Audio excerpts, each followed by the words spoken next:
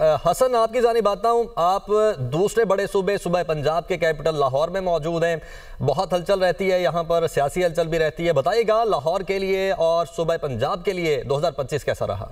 देखिए, जनवरी 2025 की अगर बात की जाए तो पंजाब हुकूमत और वज़ीर आला पंजाब मरियम नवाज शरीफ ने एक बेशुमार चैलेंजेस से इस साल का आगाज़ किया था, लेकिन जब इख्तिताम पर हम देखते हैं कि जो उन्होंने टारगेट सेट किए थे वो अचीव किए, और उनके साथ साथ हर मैदान में जो रिफॉर्म्स पॉलिसियाँ लेकर आए और जो अनाउंसमेंट की गई, मुसलसल कैबिनेट के इजलास बुलाए गए और उस पर जो फैसले किए गए, और फिर उसके साथ साथ जो तमाम जो है सियासी जमातों को इस पोजीशन पर लेके आए कि पॉलिसी और डिसिप्लिन के तहत कैसे चलना है, इस पर भरपूर तरीके से वज़ीर आला पंजाब मरियम नवाज शरीफ और पंजाब हुकूमत की इंतजामिया जो है वो एक्शन में दिखाई दी।